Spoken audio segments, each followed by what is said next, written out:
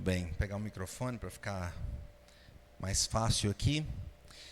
Hoje nós vamos continuar o nosso tema discipulado familiar. E nós temos um subtema que é servindo de modelo, servindo de modelo. Eu queria convidá-los a abrir então a Bíblia em João, Evangelho de João. E nós vamos ler um texto importante para a nossa meditação. E a partir desse exemplo nós vamos colocar esse tema, servindo de modelo. João, capítulo 13. João, capítulo 13, versículos 12 até o versículo 17. João 13, 12 a 17. Vamos colocar em pé mais uma vez para fazer essa leitura.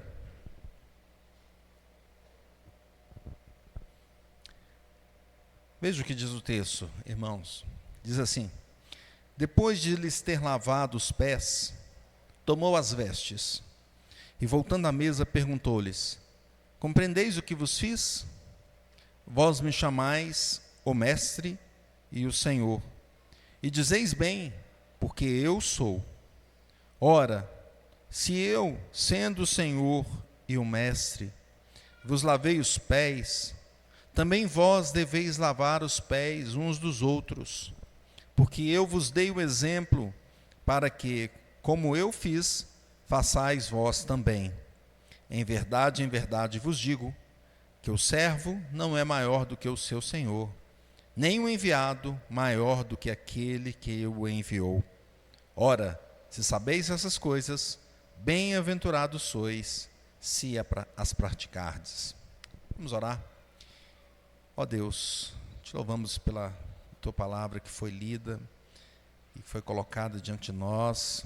E nós pedimos ao teu Espírito Santo para que nos abençoe, para que use o teu servo para trazer a mensagem dessa noite, o estudo dessa noite. Abençoe também os irmãos que estão aqui, que o Senhor, que o teu Espírito Santo fale com eles, que eles saiam daqui edificados, meu Deus. Clamamos ao Senhor, pois só o Senhor pode fazer. Aqueles que nos acompanham através da transmissão, ou que vão assistir esse vídeo, que também sejam abençoados, e que a tua palavra seja proclamada dia após dia, e que nós sejamos modelos conforme o Senhor Jesus Cristo. Em nome de Jesus que nós oramos. Amém. Podemos assentar, meus irmãos. Veja que nós estamos estudando esse tema, discipulado familiar, não é?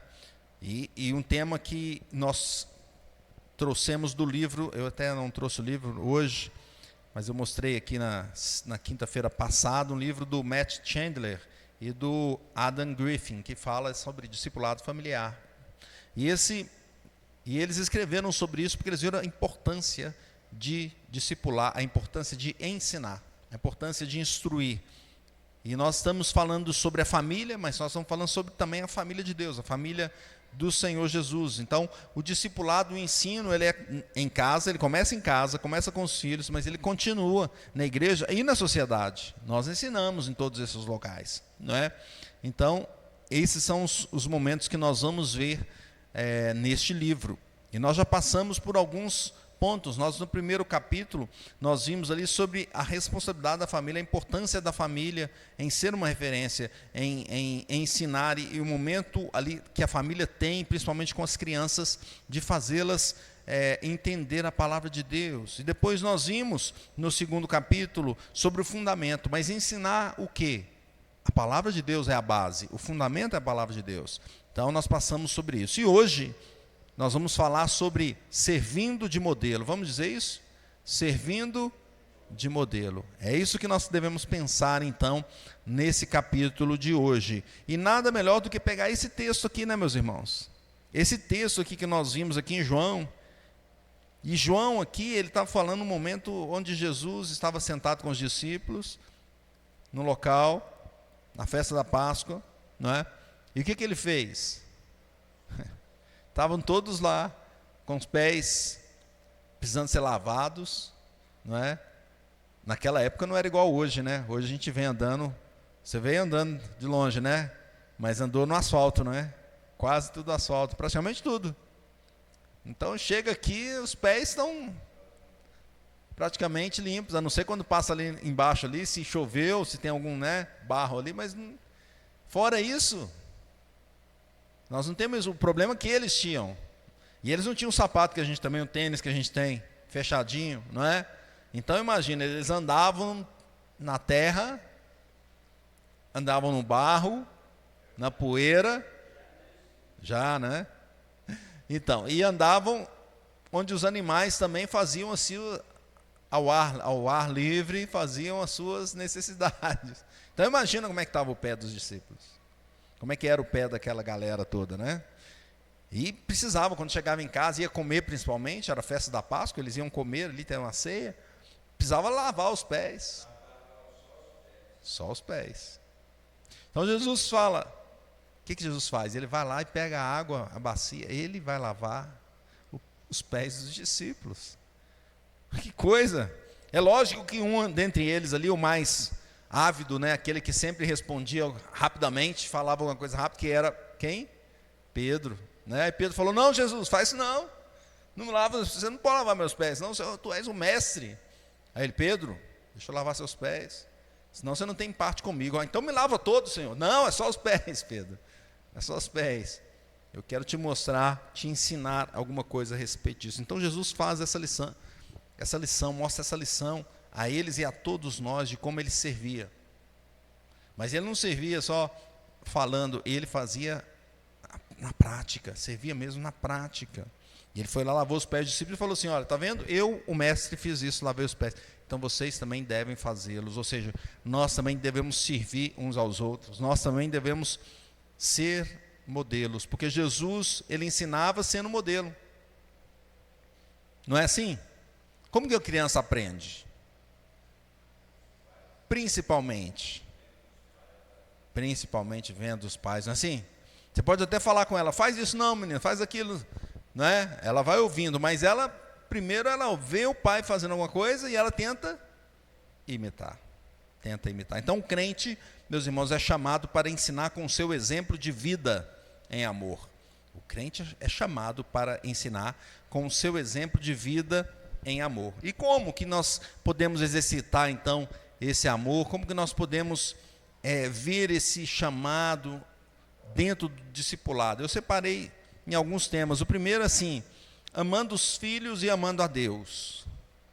Então, você ama os filhos e ama a Deus. Você ama os filhos amando a Deus.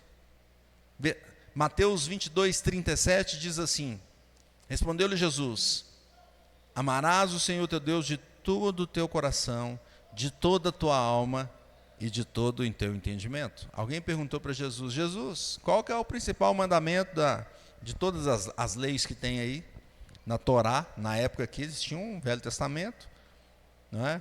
Tinha a Torá, tinha a lei, né? Tinha os profetas, tinha os salmos.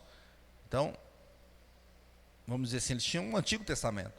E ele pergunta, qual é então o mandamento principal? E Jesus fala com ele, amarás o Senhor teu Deus de todo o coração, de toda a tua alma, de todo o teu entendimento, com tudo que a gente é. Esse é o primeiro mandamento, amar a Deus. E quando nós amamos a Deus, meus irmãos, o que a gente faz? A gente faz a vontade dEle. Quando nós amamos a Deus, nós fazemos a vontade dEle. Nós procuramos entender qual é o ponto de vista. Eu imagino que quando você vai procurar uma esposa, não é? Vai casar, ou o marido, aí você fica imaginando assim, o que será que ele gosta? O que será que ela gosta? A gente não fica tentando se colocar no lugar dele, ou no lugar dela, tentando entender o ponto de vista dela, ou dele, para quê? Para agradar. Para agradar. Quando nós amamos a Deus, meus irmãos, nós procuramos ver pelo ponto de vista cristão. Nós procuramos ver pelo ponto de vista cristão. Mas como nós conseguiremos, se eu não consigo nem a minha esposa olhar pelo ponto de vista dela direito, como é que eu vou olhar pelo ponto de vista de Deus? Pela palavra. Deus nos ensina. Deus nos mostra, está aqui, ó. Está aqui o que deve fazer, o que não deve fazer, como que eu quero que vocês façam. Quando nós amamos a Deus, nós obedecemos a Deus. Nós amaremos os nossos filhos, a nossa família, a nossa igreja, amando a Deus, fazendo a vontade de Deus. O amor é prático, não é só dizer eu amo a Deus, mas é prático. Jesus aqui não falou assim, só com os discípulos, vocês devem servir. Ele foi lá e ele serviu. Ele serviu. E Jesus fala: o que guarda os meus mandamentos, o que tem os meus mandamentos e o guarda, esse é o que me ama. Então, amar a Deus requer que nós obedeçamos a sua vontade, a vontade dele expressa nas Escrituras. Amar a Deus implica num tempo de relacionamento com ele, não é? Quando você vai namorar, você não está assim ainda não, né? Mas os namorados ali sim, né? Aí você quer um tempo de relacionamento com a pessoa. Deus requer relacionamento com ele. E para que a gente ensine os outros, nós devemos praticá-lo, ou seja, nós devemos ter esse momento de relacionamento com Deus. E como que é esse momento de relacionamento com Deus? É lendo a Bíblia, é lendo as Escrituras, é orando, buscando a presença do Senhor. A Bíblia é a palavra de Deus e nela Deus fala sobre Ele. Deus fala sobre o relacionamento que Ele quer que nós tenhamos com Ele. Nós devemos então ler a palavra assim, dessa forma, e buscar esse relacionamento. E a oração é o momento onde nós nos derramamos diante do Senhor. Como nós vamos amar a Deus? Obedecendo e tendo esse relacionamento com Ele. O Chandler fala assim: uma vida espiritual forte envolve o derramamento de seu coração diante de Deus. Então, um crente que quer ensinar, que vai ensinar em casa, que vai ensinar na igreja, ele se derrama diante de Deus, ele coloca a sua vida diante do altar de Deus, amando os seus filhos, amando a Deus. Não é possível amar sem ser prático. Não é possível amar sem amar a Deus. Amarás o Senhor teu Deus de todo o teu coração, toda a tua alma, de todo o teu entendimento. E o Griffin fala o seguinte: a leitura constante e regular da palavra de Deus é o elemento essencial para entender o que o Senhor quer, como nós nos relacionaremos com Ele, qual que é o plano dEle para a nossa vida e qual que é o plano dEle para a humanidade. E mais, qual que é a sua participação nesse plano. Então veja, primeiro ponto, primeiro lugar, para que a gente ensine como exemplo de vida, nós precisamos amar os filhos amando a Deus. Segundo lugar, ame os filhos amando a si mesmo. Vamos ler esse texto aqui, vamos pensar um pouquinho sobre isso. Mateus 22, 39 nos fala o segundo mandamento. A gente leu o primeiro: amarás o Senhor teu Deus de todo o teu coração, de toda a tua alma, de todo o teu entendimento, de todo o teu entendimento, toda a tua força. Agora ele coloca aqui o segundo. Ele fala assim: o segundo semelhante a este é: amarás o teu próximo como a ti mesmo. Opa! Então aqui tem duas informações. Amarás o teu próximo como a ti mesmo. Eu tenho aqui, meu irmão, obrigado. Amarás o teu próximo como a ti mesmo. Até tomar água aqui, já que você me lembrou. O mandamento para amar o próximo considera que o crente ama a si mesmo, não é assim? O texto está dizendo isso. Todavia, não é um amor egoísta, egocêntrico. Não, não é. É um amor em piedade e em sinceridade. O Chandler comenta que o narcisismo não tem lugar no coração do crente, mas também não tem lugar a autodepreciação, a autoflagelação, a autonegligência, também não tem lugar. Ou seja, o narcisismo, estamos olhando um extremo, o extremo onde a pessoa ama ela mesma, não é? E se olha e fala: eu sou mais, eu sou tudo, eu posso tudo, não é? Já viu? No Instagram a gente não vê isso não, né? As pessoas tiram a foto assim, né? E faz pose para lá, faz pose para cá, né? E você fala: poxa vida, não é? O que está acontecendo? Né? O narcisismo, então, não tem lugar. Mas o outro extremo também, que é autoflagelação. Já viu alguém que se autoflagela? Se pune, se machuca. Autodepreciação, se considera o pior de todos e acaba com a sua própria imagem. Ou a autonegligência, não cuida dela, não cuida de nada. Come de qualquer forma, não preocupa em cuidar do corpo, não preocupa em aperfeiçoar a sua alma, não é? Então, esses extremos, então, estão fora da vida do crente. O crente tem um equilíbrio centrado, ele ama a si mesmo. Então, mas como é que ele vai amar a si mesmo? Olhando para a palavra. Então, a palavra nos diz assim, que nós somos criados à imagem e semelhança de Deus. Então, nós não podemos deixar a nossa vida de qualquer forma. Temos que cuidar dela. Porque nós somos a imagem e semelhança de Deus. Além disso, Jesus Cristo veio a esse mundo porque o pecado manchou essa imagem, né? O pecado manchou essa imagem. Mas Jesus Cristo vem a esse mundo para entregar a sua vida, para pagar a dívida que nós temos com Deus e para nos salvar. Então nós não podemos, agora que Jesus salvou, agora eu vou, né, não vou cuidar da minha vida. Não, Jesus te salvou para você cuidar da sua vida. Então o crente deve amar a si mesmo conforme a palavra de Deus, como criatura de Deus,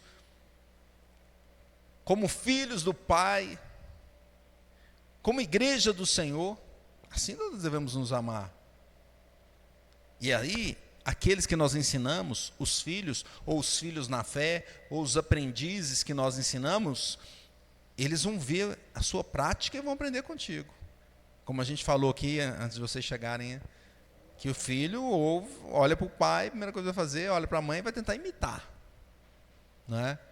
Então, nós amamos a nós mesmos conforme a palavra de Deus. Cuidamos da nossa vida conforme a palavra de Deus. Cuide de ti, cuide do seu corpo, cuide da sua alma, cuide dos seus pensamentos, cuide da sua vida espiritual, cuide das suas emoções. Não da forma como você acha melhor, mas seguindo a palavra de Deus. Não como uma pessoa que se acha demais. Teve até um caso, um dia desse eu estava vendo lá, podemos ilustrar com isso aqui, a mulher que casou com ela mesma, já viu isso? A mulher falou, não tem nenhum homem que me atende, eu vou casar comigo mesma, que eu sou perfeita. Casou com ela mesma, foi lá no cartório, fez uma festa, tinha dinheiro, gastou dinheiro. Tem condição um negócio desse? Né? Então não tem um entendimento de como a gente deve se amar. A gente se ama conforme a palavra de Deus. O amor próprio vem do amor que Deus demonstrou por nós, reconhecendo que nós somos falhos, mas que Ele demonstra a sua graça sobre nós. Terceiro lugar, então, o crente é chamado para ensinar com o seu exemplo de vida em amor. Em terceiro lugar, amando os filhos, amando ao próximo. Amando ao próximo. Então, nós recapitulando, nós vimos amando os filhos, amando a Deus. Segundo lugar, amando os filhos, amando a si mesmo. Terceiro lugar, amando os filhos, amando os próximos. Ame os filhos, amando o próximo. Então, veja de novo Mateus 22, 39. O texto diz assim, o segundo semelhante a este é, amarás o teu próximo como a ti mesmo. Então, aqui esse mandamento de amar ao próximo. Amar ao próximo. Esse mandamento foi dado por Jesus como o segundo maior e semelhante ao primeiro, porque fala assim, o segundo semelhante a este. Então ele fala, amarás o Senhor teu Deus. Esse é o primeiro. O segundo semelhante a este, amarás o teu próximo. A importância desse mandamento de amar ao próximo. Afinal, foi assim que Jesus nos amou, não? Aliás, Jesus nos amou mais do que isso, porque éramos inimigos, nem próximos, a gente era inimigo de Deus, porque a Bíblia diz que nós, no nosso pecado, nós somos inimigos do Senhor, né? E nós merecemos a ira de Deus, mas Deus nos amou quando ainda éramos pecadores, quando ainda éramos inimigos dele. Então nós ensinaremos o amor ao próximo aos nossos filhos, aos nossos filhos espirituais. Nós vamos ensinar, nós vamos praticar esse amor. E nós temos uma ilustração que pode ser tirada da própria Bíblia, que é a parábola do samaritano. Lembram dessa parábola? Jesus contou para os discípulos, o samaritano. Essa tinha uma parábola, uma pessoa caiu lá na estrada, alguém bateu, chegaram os ladrões, bateram na pessoa, salteadores, a pessoa ficou roubada e deixaram ela lá, toda, né, quase que morta. Aí passou um sacerdote de largo, passou um levita de largo, e veio o samaritano e falou, o que está acontecendo? E os discípulos ficaram assim, mas por que o samaritano? Né? Por que Jesus usa o samaritano? Porque os judeus não se davam com o samaritano. Eles consideravam um povo rebelde, longe do Senhor, mas Jesus veio para restaurar todos os pecadores, todos os povos, todas as nações. Então, por isso que ele fala sobre o samaritano. Fala, o samaritano fez isso. Foi lá, pegou a pessoa, levou até um local de cuidado de saúde. Não era o SUS, não tinha o SUS lá, né? Levou até um lugar de cuidado de saúde. Deixou a pessoa lá, ainda pagou para cuidarem dela. Então, vejam, os discípulos ficaram assim, quem era o próximo? Jesus pergunta, quem era o próximo? É o samaritano, então. Vai tu e faz da mesma forma. Vai e faz da mesma maneira. Então veja, Jesus, ele mesmo demonstrou compaixão. Veja que Jesus, ele andava, e onde que ele ia, meus irmãos? Ele ia nos lugares mais humildes, não ia? Ele ia em todos os lugares, mas principalmente, a gente vê lá nas Escrituras, que ele procurando os lugares mais humildes, onde tinha as pessoas mais pobres, onde tinha as pessoas doentes. Imagina, o leproso não podia nem ficar perto, não é? Ele chegava perto do leproso e todo mundo, não fica. Ele chegava e abraçava o leproso e curava as pessoas. Ele ia para aquelas pessoas que eram rejeitadas pela sociedade da época. Ele amava o próximo. Ele amava o próximo. Ele pregava para essas pessoas. Ele curava essas pessoas. Ele orava com essas pessoas. O Griffin diz o seguinte: se quisermos ser homens e mulheres dignos de imitação, devemos amar os marginalizados e defender os indefesos. Lógico que quando chega para nós uma situação assim, é bem difícil da gente avaliar. Bem difícil. Você não sabe, aquela pessoa que está me abordando, ela é uma pessoa que realmente precisa de alguma ajuda, de alguma bênção, ou ela está querendo me enganar, aproveitar da minha boa vontade? A gente não sabe. Pedimos ao Senhor que nos instrua, que nos abençoe, mas o nosso coração deve ser um coração que ama o próximo, porque Jesus nos amou, meus irmãos, pecadores do jeito que somos. Jesus poderia ter falado assim: olha, deixa esse povo lá se perder mesmo, ir para o inferno. Não, mas Ele teve misericórdia de nós. Ele teve misericórdia de nós. Tiago 2,1 diz assim: meus irmãos, não tenhais a fé em nosso Senhor Jesus Cristo, Senhor da glória, em acepção de pessoas. Ou seja, esteja aberto para entender o que as pessoas precisam e seja um coração que ame ao próximo. O Chandler diz que servir ao próximo cultiva gratidão, empatia, amor e combate o nosso egoísmo. Em quarto lugar, ame os filhos amando o cônjuge. Ame os filhos amando o cônjuge. Veja que um texto importante para nós, que Efésios 5, versículo 22, fala assim: as mulheres sejam submissas ao seu próprio marido, como ao Senhor, porque o marido é o cabeça da mulher, como também Cristo é a cabeça da igreja, sendo este mesmo Salvador do corpo. E versículo 25 fala assim: maridos, amai vossa mulher, como também Cristo amou a igreja, e a si mesmo se entregou por ela. Quando a gente lê esse texto, a gente percebe claramente que Cristo está dizendo assim: o casamento é como fosse um modelo do relacionamento entre Deus e a igreja, entre o Senhor e a igreja. É belíssimo isso. O casamento aponta para esse relacionamento de Cristo com a igreja. Então, quando nós ensinamos os filhos, sejam filhos biológicos ou filhos espirituais, filhos na fé, nós devemos ensinar amando, se a gente for casado, o cônjuge. Se a gente não for, o irmão, devemos amar. Especificamente falando aqui do cônjuge, amemos os cônjuges. Maridos, amem. Olha só o que o texto diz: mulheres sejam submissas ao seu marido como é submissa a Cristo. É muito forte. O texto coloca assim: maridos, amem a mulher como Cristo amou a igreja. É muito forte. Como é que nós vamos fazer isso? Pedindo misericórdia a Deus a cada dia. O Senhor quer que nós vivamos assim. E certamente um casamento vivendo conforme o Senhor, as pessoas notam. E notam também quando está vivendo longe do Senhor. Quando está vivendo sem ser um exemplo, sem buscar Cristo como exemplo. A gente tem alguns pastores, por exemplo, que não têm condição mais de exercer o seu ministério, porque não conseguiram viver um casamento conforme a vontade de Deus. E aí tiveram que abandonar o ministério, não é? Como nós ensinaremos sobre o casal, sobre o casamento, se nós não temos uma vida conforme a vontade de Deus? Não é possível. Ame o seu cônjuge. Para ensinar o seu filho, ame o seu cônjuge. Para ensinar o irmão da igreja, ame a sua igreja, ame os seus irmãos. O Griffin comenta assim: dê um exemplo não apenas de como liderar uma família, mas de como amar alguém mais do que a si mesmo. Muito forte essa mensagem que ele coloca para a gente, esse desafio. Então o amor e o exercício do amor, a prática do amor tem um poder muito grande, meus irmãos. Tem um poder de mostrar aos outros que Jesus reina em nossa vida, que Jesus reina em nós. E tem um poder de marcar. Uma criança que aprende com os pais ali o amor dentro de casa, essa criança ela tem uma vida marcada por isso. Da mesma forma, se ela aprende ali, eu vou usar uma palavra que não existe, o desamor, né? Ou a ira, ou a discórdia, ou a briga, ela vai ser marcada por isso na sua vida.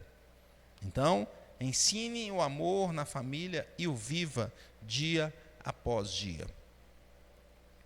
Concluindo então, meus irmãos, o exemplo é uma das melhores formas de se ensinar.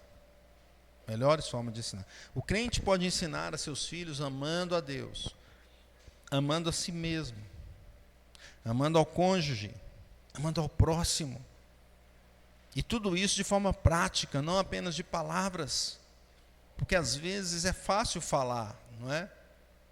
Mas fazer é complicado. Na hora de fazer, e aí? Ah, eu te amo, meu amor. Tá, então faça tal coisa para mim. Ah, não. Agora não, daqui a pouquinho. Isso não acontece com vocês não, né? Só lá em casa que acontece. Ah, faz um armário, deu problema ali. Não, já vou arrumar. Hã? Aí passa um dia, né? Aí passa 2 dias, passa uma semana, o armário, já vou. Depois. Não é? Então, façamos isso de forma prática. Olha essa frase interessante aqui do Griffin, fala assim: servir de modelo no discipulado familiar e servir como exemplo de piedade diante de sua família, caminhando com Deus em sinceridade, caminhando com Deus em sinceridade e demonstrando verdadeiro arrependimento, sempre é necessário. Esse é o ponto. Servir como o modelo é muito difícil. É muito difícil, não é? Ser o modelo, porque todo mundo olha o modelo, né? E nós temos essa frase aqui de Paulo, que nós conhecemos, 1 Coríntios 11:1, que fala assim: sejam meus imitadores, como também eu sou de Cristo. E aí? Olha o que Paulo coloca, que ele está fazendo o maior esforço possível na vida dele para ser imitador de Cristo. Como que Cristo faz? Ele queria imitar, ele procurava imitar. E ele vira para nós e fala assim: olha, assim, esse esforço que eu estou fazendo para imitar a Cristo, também faça você esse esforço para imitar a Cristo. Então, quando nós ensinamos, nós não conseguiremos ensinar, né? Tem algumas coisas que ficam marcadas. Por exemplo, quando você vai a um médico, né? E aí o médico te fala assim: você não pode fazer isso, não pode fazer aquilo, tá? Só que o médico sai ali na esquina e fuma. Aí você fala: pô, mas espera aí, o médico acabou de falar que eu não posso isso, não posso aquilo, mas ele fuma. Não é estranho? O que você vai fazer? Você vai acreditar nele? Você vai ficar meio na dúvida, né? Ele fala uma coisa, mas faz outra. Então, servir de modelo é um grande desafio para nós, porque primeiro nós devemos fazer. Não é? Quando a gente foi ter a primeira filha, a Júlia, aí depois também a Larissa, a gente teve esse impacto, né? Falou: e agora? Vamos ter um filho. Ele vai olhar para a gente. A vida muda quando tem filho. Não é? Porque vão olhar para a gente. E aí, o que nós vamos fazer? Me lembro que algumas decisões nós tomamos, importantes. Né? A minha esposa, ela decidiu por conta própria, falou: não, eu não vou trabalhar. Eu vou ficar em casa e ser exemplo. E cuidar. Eu falei: ok. Outra coisa que nós decidimos: não, vamos para uma igreja Vamos voltar para uma igreja bíblica. Não vamos em igreja de oba-oba. Não tem, temos que ensinar a verdade. Então, essa importância de pensarmos no modelo de Cristo. Se a gente quer ensinar verdadeiramente, nós precisamos viver verdadeiramente. Né? Como que você quer que o seu filho seja? O modelo de Cristo. Viva conforme o modelo de Cristo. Então, como viveremos? Algumas aplicações para a gente pensar e para a gente caminhar para o final. Viveremos estudando a Bíblia. Porque como saber o modelo? Como saber o modelo? Está na Bíblia. O Senhor nos deixou este modelo. Como é a nossa leitura? Como tem sido a sua leitura nesse ano? Às vezes a gente começa o ano animado. Vou ler a Bíblia. Pá! Não é assim? Vou ler a Bíblia todo esse ano. Aí começa Gênesis 1, 2, 3, primeiro dia. Beleza. Segundo dia, Gênesis 3 a 6. Assim, consegui mais. Ah, no terceiro, né? Aí já faltou um capítulo. Aí você já fala, já acumulou, né? Vai ter que ler 4 depois. E aí vai. Aí chega no final de janeiro, nós estamos no final de janeiro quase, hein? Você já tinha que estar lá em Êxodo, lá no final de Êxodo. Aí você fala, nem saí de Gênesis, do início de Gênesis. Eu estou lá em Jacó ainda. Não é? Retire tempo, faça isso. Retire um tempo especificamente, ponha na sua agenda um tempo para você ler a palavra de Deus, não é? E existem, aqui nós podemos fazer alguns tipos de leitura. E todas elas são boas. Tem aquela leitura que é mais dinâmica, que você passa lendo, passa, lendo, para ter a visão do todo. Mas também tem aquela leitura, sabe aquela de que você se aproxima muito do texto? Às vezes você vai numa partezinha e fala, mas essa parte aqui eu quero entender melhor. Aí você vai no detalhe, mas por que está acontecendo isso? O que Deus está querendo dizer? Aí você ora, enquanto você lê, você ora, e nesse momento você está preocupado em absorver o máximo, de buscar ali as minúcias da palavra de Deus, né? As duas leituras são boas, faça isso. De vez em quando faça uma leitura mais geral, rápida, para entender o todo. De vez em quando entre lá no detalhe. Eu quero entender isso aqui. Essa palavra aqui, vai lá no dicionário, está dizendo isso, vai lá no comentarista, que legal. E nós seremos enriquecidos para que isso entre na nossa vida. Para que isso entre na nossa vida. Eles costumam dizer que você é o que você come, não é? Já ouviu essa expressão?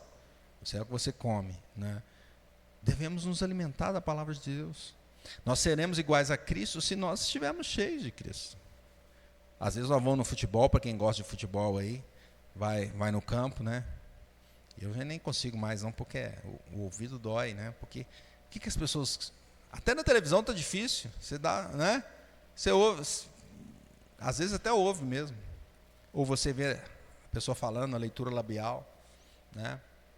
O cara faz um gol, ao invés de agradecer, ele xinga. Imagina, de que está cheio o coração dele? Vamos nos alimentar da palavra, meus irmãos, para que saia de nossa boca coisas boas, não é? Vamos alimentar dela regando com oração, com leitura e oração diante de Deus, derramando a nossa alma diante de Deus, nos relacionando com Ele. Ele está contando aqui o plano dele para a nossa vida. Ele está contando aqui o plano dele para a sua vida. Porque a Bíblia nos fala como igreja, mas nos fala pessoalmente. Às vezes a gente lê um texto, aquele texto fala no fundo do nosso coração. É a palavra poderosa de Deus, não é? A palavra poderosa de Deus. Então vamos estudar, vamos nos relacionar com Deus para que a gente seja realmente um exemplo para os nossos filhos espirituais, para os aprendizes. Segundo lugar, viveremos pensando sempre no modelo de Cristo, querendo ser iguais a Cristo e querendo levar os nossos aprendizes a ser iguais a Cristo. Assim como Paulo diz aqui, sejam meus imitadores como eu sou de Cristo, eu estou seguindo a Ele, vem seguir também. Vem seguir também. É pensar neste modelo, pensar em Jesus Cristo, que foi o homem perfeito. Às vezes a gente quer buscar perfeição em muitas coisas na vida. A gente quer ser o melhor profissional na nossa área, né? Ou então a gente quer ser o melhor músico, se você é músico. ou o melhor jogador de futebol, se você joga bola. Você quer ser o melhor. Você olha para o seu corpo, quer ter um corpo perfeito, não é? Mas, irmãos, onde que está a perfeição? É Cristo a perfeição. Nós devemos olhar para as Escrituras e como Cristo está aqui. O que Ele está dizendo? Como eu devo ser? Como eu devo copiá-lo? Esse modelo que nós devemos usar para a nossa vida e levar os nossos discípulos, os nossos aprendizes a buscar também. Isso se aplica na nossa família, como ensinando os filhos. Isso se aplica na igreja, ensinando os irmãos, que a gente aprende, a gente ensina. Isso se aplica na sociedade, porque a sociedade olha para a gente esperando alguma coisa. Porque a luz, quando chega, o que acontece com ela? Vai iluminar. Vai iluminar, todo mundo vai olhar. Não é isso? Está lá nas trevas, chegou a luz, opa, todo mundo vai. Né? Aí aqueles que estavam fazendo as coisas meio escondidas vai logo parar, não vai? Aquelas conversinhas que não são abençoadas, né? Vão logo mudar, não vão? Então, meus irmãos, copiemos o modelo de Cristo para ensinar a sociedade, para ensinar a nossa igreja, para ensinar a nossa família, para ensinar os nossos filhos. Portanto, aprendamos com o Senhor e nos relacionemos com o Senhor dia após dia, ensinando os nossos aprendizes, filhos, irmãos, família, todos eles a estarem sempre aos pés da cruz diante do Senhor Jesus. Que Deus nos abençoe.